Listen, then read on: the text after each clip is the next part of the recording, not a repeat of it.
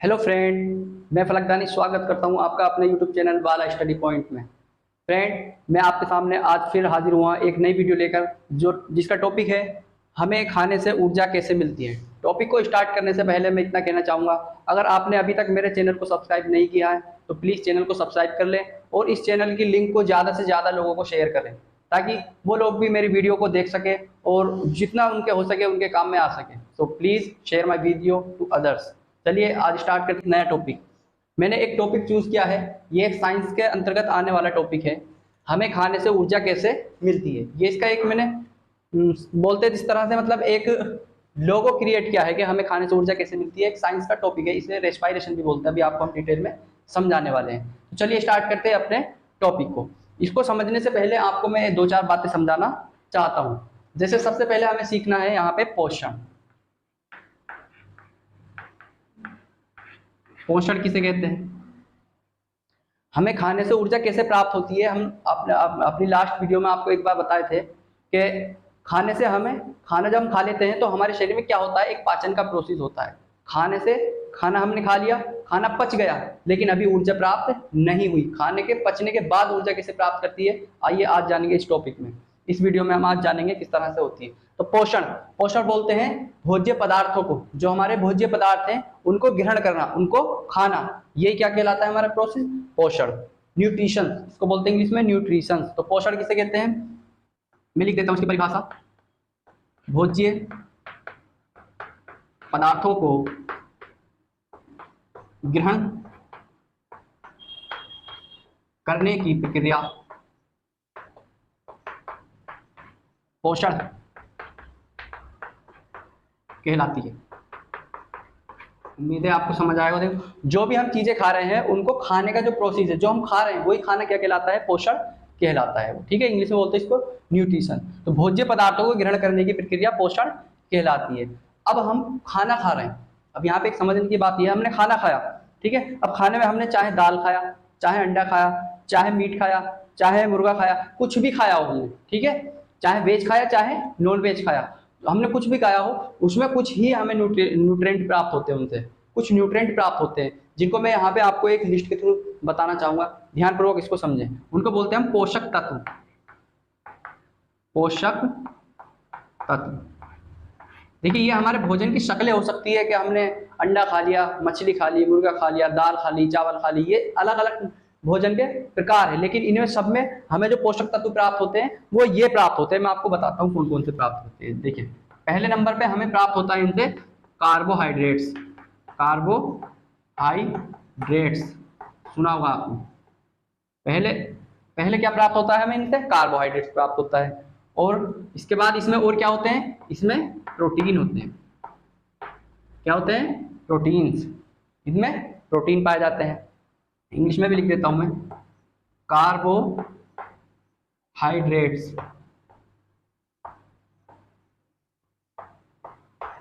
और ये है प्रोटीन। प्रोटीन्स प्राप्त होते हैं। तीसरे नंबर पे हमें होती है वसा, जिसको बोलते हैं हम फैट, चिकनाई। अपनी साधारण भाषा में बोलते हैं इसको चिकनाई। तो एक बार मैं रिवाइज करा देता हूं आपको। पोषण क्या है, भोज्य पदार्थ जो भी हमारे उनको ग्रहण करना पोषण कहलाता है। और उन पोषण की जो प्रक्रिया में हम जो भोजन लेते हैं उसमें कुछ पोषक तत्व पाए जाते हैं। ये पोषक तत्व भी हमारे शरीर की पूर्ति करते हैं, हमारे शरीर की रिक्वायरमेंट को पूरा करते हैं। ये कौन कौन से होते हैं, कार्बोहाइड्रेट्स होते हैं, प्रोटीन होते हैं, वसा होती है और विटामिन। इनमें और क्या पाए जाते हैं, विटामिन, तो बोलते हैं विटामिन। और इसके बाद जल और खनिज। जल और खनिज, खनिज को बोलते हैं मिनरल्स। और जल को तो आपको मालूम ही होगा, वाटर। तो इतनी चीजें हम पोषण में प्राप्त करते हैं। भोजन को खाना हमारा क्या कहलाता है, पोषण कहलाता है साइंस की भाषा में। पोषक तत्व कौन कौन से है, कार्बोहाइड्रेट, प्रोटीन, वसा, विटामिन, जल और खनिज। कितना भी प्रकार का खाना खा ले हम, सब में हमें यही प्राप्त होता है। अब इसमें से आपको बताता हूँ कार्बोहाइड्रेट्स, ये जो है ये ऊर्जा वाला कंपोनेंट है, ये हमारे शरीर को ऊर्जा देते हैं, ये हमारे शरीर को ऊर्जा देते हैं। और प्रोटीन ये भी ऊर्जा के कंपोनेंट है, ये हमारे शरीर के मरम्मत करते हैं। जो हमारे शरीर में घाव को भरने का काम करते हैं और हमारे शरीर में जो टूट फूट होती है, जो टिश्यू में जो टूट फूट हो जाती है, उनकी रिपेयरिंग का काम करते हैं। वसा भी हमें ऊर्जा के कंपोनेंट है, वसा से भी हमें ऊर्जा मिलती है, ये एक स्टोर फूड के रूप में हमारे शरीर में संग्रहित हो जाती है। विटामिन से हमें एनर्जी प्राप्त नहीं होती, विटामिन से हमें कोई एनर्जी प्राप्त नहीं होती, जल से भी हमें एनर्जी प्राप्त नहीं होती और खनिज से भी हमें एनर्जी प्राप्त नहीं होती है। तो अब इसमें अलग अलग एक एक टॉपिक आपको डिटेल से बायोलॉजी के अंदर पढ़ाया जाता है कि कार्बोहाइड्रेट्स क्या होते हैं, कितने टाइप के होते हैं, कौन कौन से होते हैं, ये सब अलग टॉपिक है, बहुत बड़ा डिटेल से टॉपिक है। प्रोटीन्स अलग टॉपिक है, वसा अलग है, ये सारे टॉपिक अलग है। Vitamin, type of vitamin, vitamin की कमी से होने वाली बीमारियां, ये सारी चीजें अलग पढ़ेंगे। आज का हमारा टॉपिक है हमें खाने से ऊर्जा कैसे मिलती है।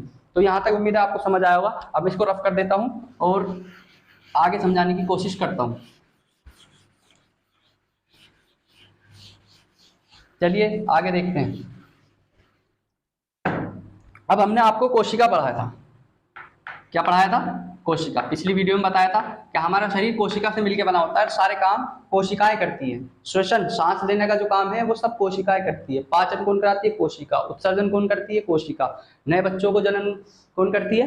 कोशिका। सब काम कोशिका। तो कोशिका का एक अंग होता है, कोशिका का एक अंग होता है। बहुत सारे कोशिकांग होते हैं जिनको कोशिकांग कहते हैं हम, होता है। उसका नाम क्या है? माइटोकॉन्ड्रिया। माइटोकॉन्ड्रिया।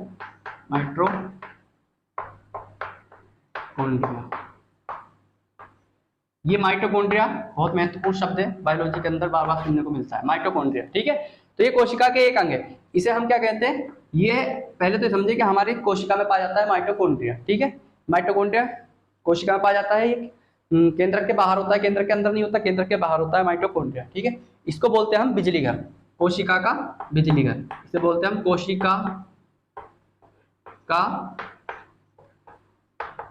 बिजली घर। इंग्लिश में बोलते हैं power house of cell.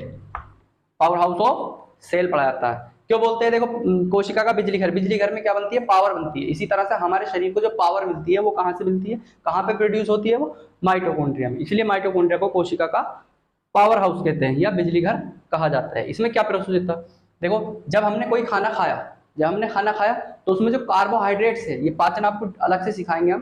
Carbohydrates जो है वो पच जाते हैं ग्लूकोज में।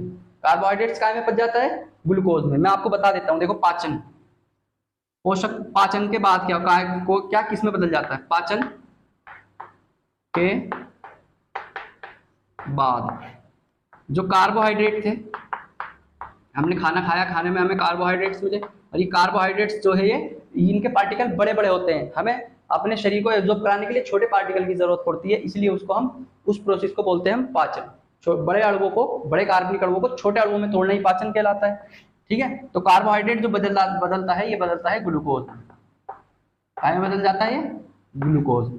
ठीक है, और जो हमने प्रोटीन लिया, प्रोटीन का पाचन होगा हमारे शरीर में, तो प्रोटीन बदल जाएगा अमीनो अम्ल में। ये अमीनो अम्ल में बदल जाता है। और जो वसा है, वसा काय में बदल जाती है पाचन के बाद? वसीय अम्ल में। वसीय अम्ल। उम्मीद है आपको समझ आया होगा। ठीक है, ना ही तो वाटर का हमारा डाइजेशन होता है और ना ही मिनरल्स का डाइजेशन होता है और ना ही विटामिन का डाइजेशन हमारी बॉडी में नहीं होता। डाइजेशन इन तीन चीजों का होता है। कार्बोहाइड्रेट्स ग्लूकोज में बदल जाता है, प्रोटीन अमीनो अम्ल में बदल जाता है, और वसा वसीय अम्ल में बदल जाता है। ठीक है, तो अब हम अपने टॉपिक की ओर आपको समझाऊंगा कि ये हमें खाने से ऊर्जा कैसे मिलती है।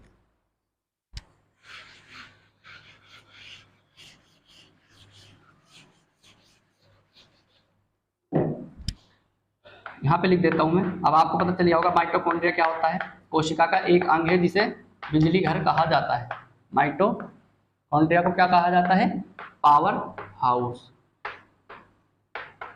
Power house of cell. Question बहुत पुटअप किया जाता है कि कोशिका को, वो माइटोकॉन्ड्रिया को कोशिका का बिजली घर क्यों कहा जाता है। तो इसका आप आंसर दे सकते हैं कि अभी देंगे आप। ठीक है, लास्ट में बताएंगे आपको कैसे। देखो क्यों कहा जाता है, समझिए। ठीक है, और हमें ऊर्जा, अभी हमने खाना खाया, ऊर्जा हमें खाने से तुरंत नहीं मिलती, पहले उसका डाइजेशन होता है। ठीक है, और जो हमने खाने में कार्बोहाइड्रेट भरा वो पच जाता है ग्लूकोज में। तो देखो, ये ग्लूकोज होता है, ग्लूकोज का फॉर्मूला होता है C6H12O6। ये क्या है? ग्लूकोज है। ये क्या है? ग्लूकोज। ठीक है। और ये अभिक्रिया करता है ऑक्सीजन से। ऑक्सीजन एक ऐसी गैस है जो दहन कराती है, जो कंबस्टन कराती है, जो जलाने का काम करती है ऑक्सीजन। ठीक है। तो ये हम जो ऑक्सीजन हमारे शरीर के अंदर, ये सब कहाँ पे होता है प्रोसेस? माइटोकॉन्ड्रिया में।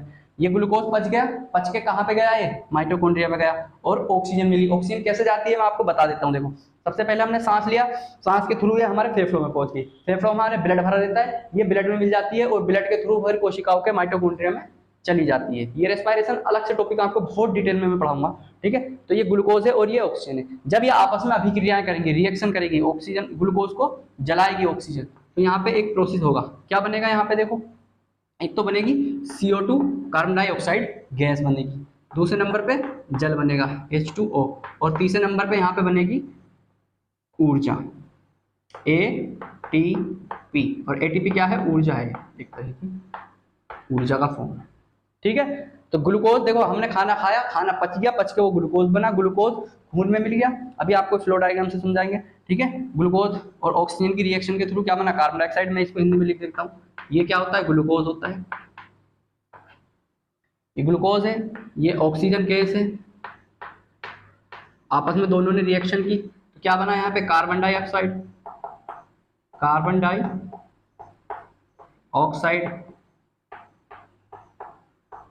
और ये क्या है? H2O, सब जानते होंगे, ये जल है। और ये क्या है? ऊर्जा। तो ये वाली जो ऊर्जा है, ये हमारे शरीर को प्राप्त होती है, जो हम अपने दैनिक जीवन में जो कार्य करते हैं प्रतिदिन।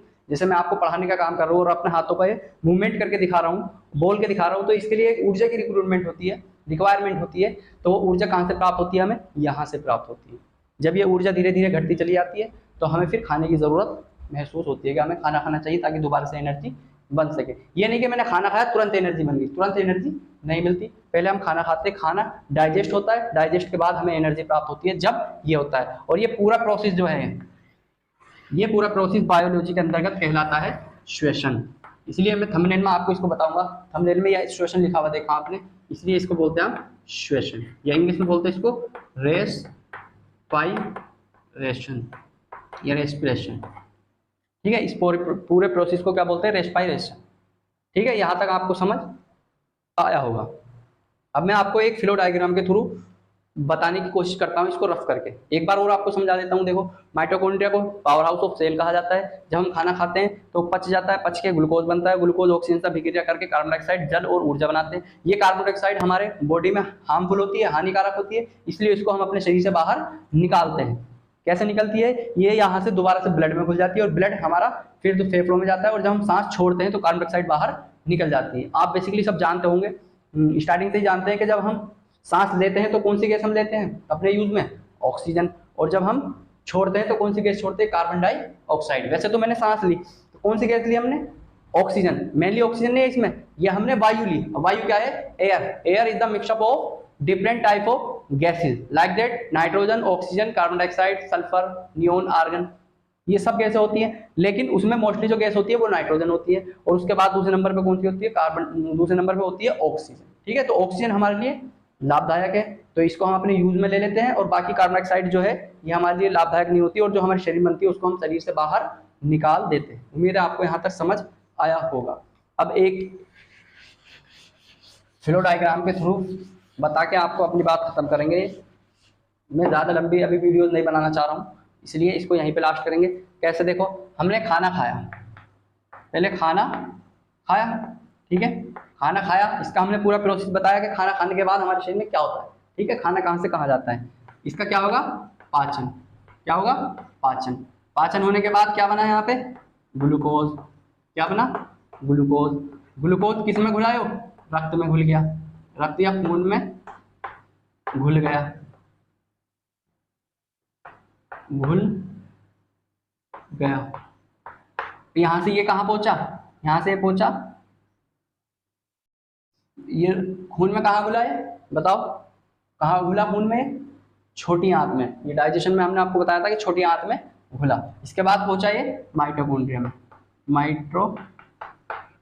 शॉर्ट में लिख देता हूँ माइटोकॉन्ड्रिया। अब आ जाओ, हमने सांस लिया, क्या करा? सांस लिया। सांस लिया, सांस लेने के बाद ये कहाँ पहुंचा? फेफड़ों में पहुंचा, फेफड़ों में ऑक्सीजन पहुंची, ऑक्सीजन गई, इसके बाद खून में घुल गई, खून में